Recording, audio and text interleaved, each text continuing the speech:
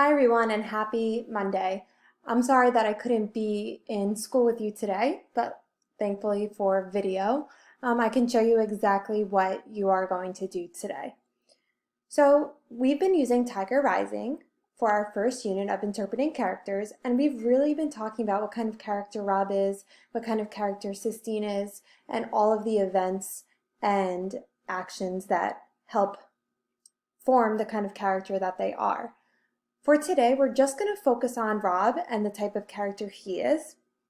So remember, when we are talking about characters and trying to come up with character traits or just describing somebody internally, we want to focus on their actions, their words, their thoughts, and their reactions to certain types of situations, because that is a window into their personalities.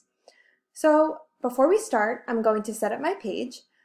So I wrote the title, of course, that's the first thing we always do, and today's date is 10/5/20. I grabbed my 2 stop and jots that I'm going to use, and then I'm going to head over to my book, The Tiger Rising, which you could see on your screen because I have a virtual copy of it. So for Rob, I really wanted to go back to the first chapter of the book, really just the first time that we even are introduced to Rob, because I think this shows us right away what kind of character that he is, and then as we continue reading, we can really build upon those thoughts. So I'm going to be right here on the second paragraph of the page, and I'm going to think to myself, what kind of character is Rob, and why do I think that? So here I go. Finding the tiger had been luck, and he knew that. He had been out in the woods behind the Kentucky Star Motel, way out in the woods, not really looking for anything. Just wandering, hoping that maybe he would get lost or get eaten by a bear and not have to ever go to school again. Okay, so I'm going to stop there because that right away signals to myself that Rob is really unhappy. So I'm going to head over to my jots and I'm going to go ahead and start my jot.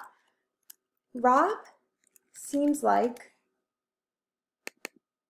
if my computer wants to type, here we go. Rob seems like the type of character who is very unhappy.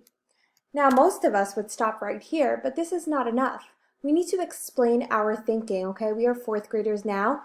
These kind of post-its are never enough. They're just the base of a post-it. So here I go. Why do I think he's unhappy?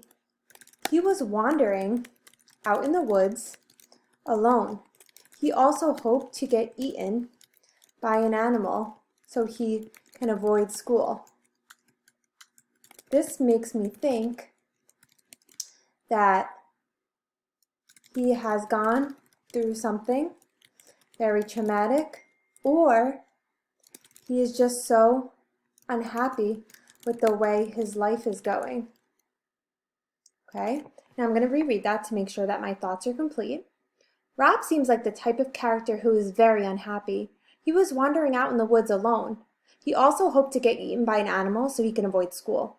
This makes me think that he has gone through something very dramatic, or he is just so unhappy with the way his life is going, right? Because wandering out in the woods, hoping to get eaten by a bear is not something that happens too often to people, okay? He could have been wandering out in the woods because he enjoys nature, but the author made sure to include the details about avoiding school, getting eaten by an animal, to show us that he's not out there for fun. He's out there because he's really miserable. So we have to keep an eye on this as the story progresses to see what is really making Rob so unhappy.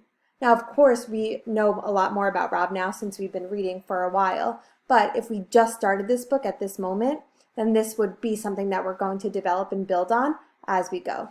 So this is my first post-it, my first stop and jot. Okay, and then I need to continue. So if we go back to our book, there are so many things that we can say about Rob. But I want to relook at this second chapter when the Three Munger brothers are bothering Rob on the bus. Now, we've used this chapter a lot because it's just so important and really shows Rob and what he's faced with and what he's dealing with on a daily basis. Okay, so I'm going to read right here on page 6 where it says, Billy shoved him hard, and then Norton came swaggering back and leaned over Billy and grabbed hold of Rob's hair with one hand, and with the other hand ground his knuckles into Rob's scalp. Rob sat there and took it. If he fought back, it lasted longer.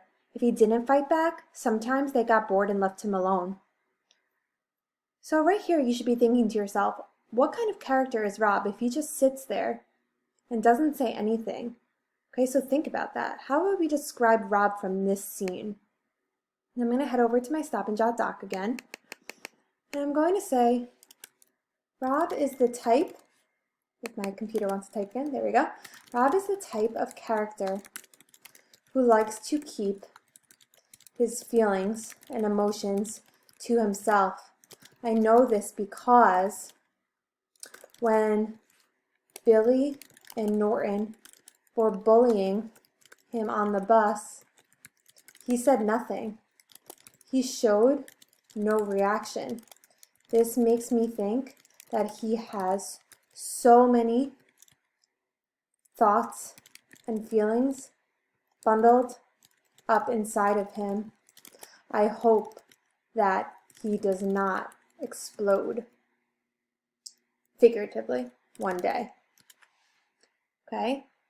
So Rob is a kind of character who likes to keep his feelings and emotions to himself. And we know that since we've been reading on that he has that figurative suitcase that he travels around with. Okay, not a real suitcase that is bundled up with all of his feelings and thoughts. So far we think that he's unhappy and he keeps all of his feelings to himself. Sounds like he has a lot on his plate to deal with, and it seems like a full-time job to always be holding things back. So Rob is a really complex character, and as we read more about him and get deeper into the story, we're going to see all these different sides to him, but we really want to keep in mind these beginning traits that we've noticed about him to see if we can develop ideas about character change and see how other characters, specifically Sistine and Willie Mae, might affect him as a character. Okay, so today you're going to continue reading your independent books for 25 minutes, so you can set a timer at home or you can just keep an eye on the clock. And as you're reading, think about your character. Okay, now they don't have to be traits, they can be what I did, where I am talking about the type of character that he is. You don't have to always use an exact trait word like my character is intelligent, my character is determined. You can kind of explain in words what kind of character your character has been.